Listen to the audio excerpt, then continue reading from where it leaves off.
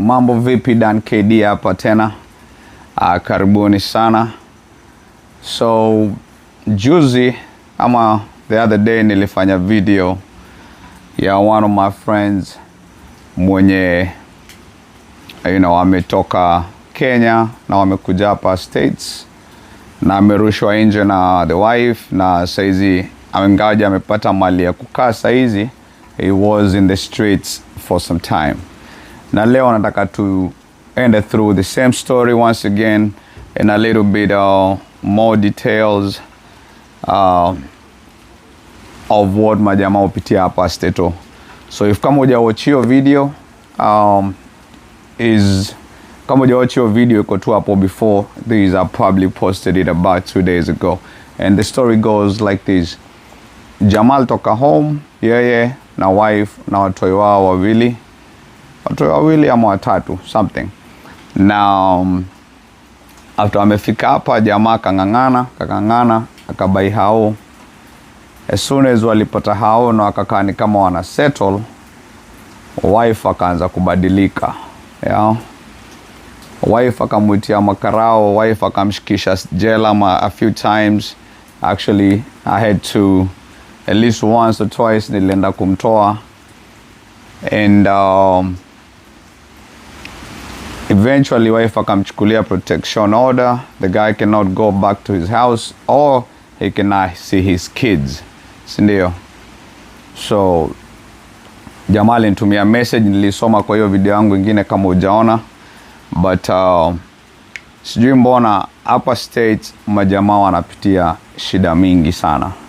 Hapa States, as much as our ladies ama our wives and our girlfriends pia they are going through a lot, but cases of majamaa kupoteza property zao, majamaa kupoteza everything yenye wamefanyia job hapa Stato, we see them more often now, sindio? And probably mali huko unajua jamaa moja ama wawili wenye wamefukuzwa kwao, wenye waizi wana watoi wao, whether it's a friend, a family member, we all know of these stories.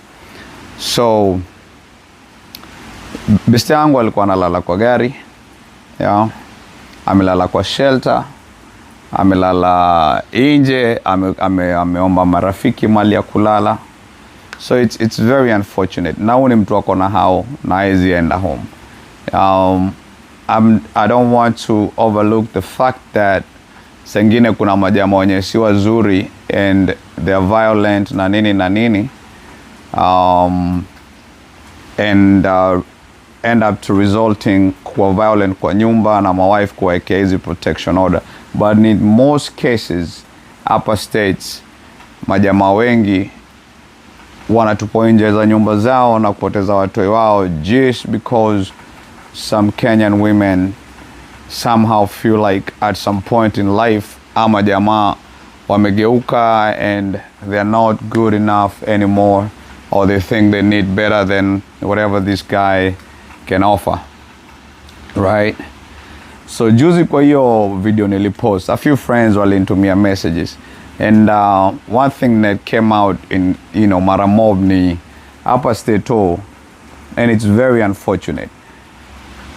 A few people walisema upper States, the order of life, the order of a homestead, it's a woman, alafu umbwa, alafu the man. So basically what that means is, the woman is given the first priority. The woman kukiwa na issue atasikizwa kwanza, and whatever right after woman is not even the man. Mara mingi our pets here hata zinaangaliwa more than majamaa. But also men, it's time to talk. Usikae hapo ukiumia ationa kwa mgumu, mimi ni mwanaume. Kama ni ngumu, find a safe space, find friends unaweza ongelesha and figure these things out. So I'm going to give you 2 examples of where men were reached to extreme measures in response to this thing of women putting protection orders and men losing everything they have.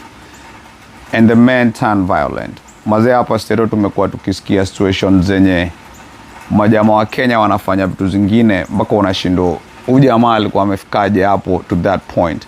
Number one, tuliona Boston, jamali wa I think the girlfriend akamweka kwa trunk akahepa akaenda Kenya.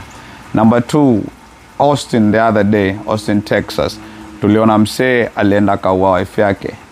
Number three, hapa Georgia, jamali dunga wife yake mavisu hapa. So the other time Maryland, jamali drive off a cliff na wife yake kwa gari. Really wanataka kuniambia with all these situations majamaa ndo wako kwa wrong always.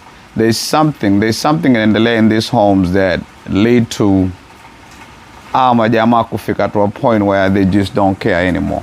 Sijui kama ni kupushiwa sana na familia, I don't know, but we have a problem. Men are going through a lot.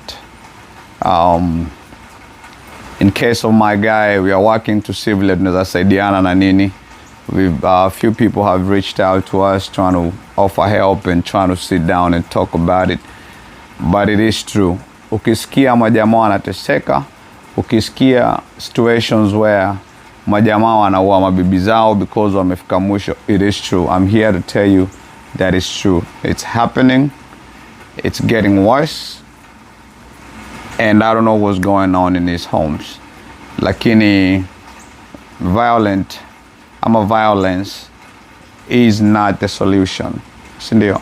Mademu wetu, mkifika mahali na usikie mjamaa wako is not good enough anymore. I don't know why alikuwa good enough at one point and now you feel they're not good anymore.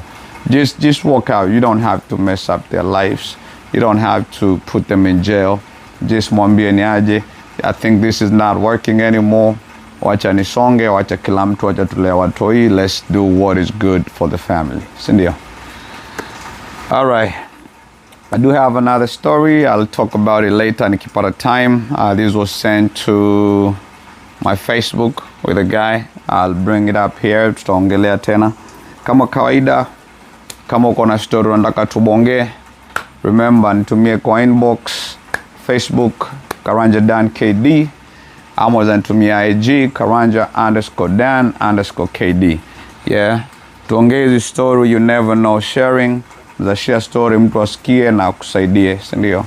So, let's stay woke majamaa. Let's not turn into violence. Na tuchunge nyumba zetu. Our ladies, please bear with us. Kama kuna shida, let's sit down and work it together. Let's not result in putting our guys into jail.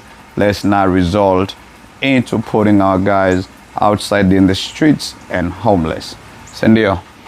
Kama uko area ATL, Saturday hii wiki, August 9, tukutane African Soul Food for the Ramogi Night Edition.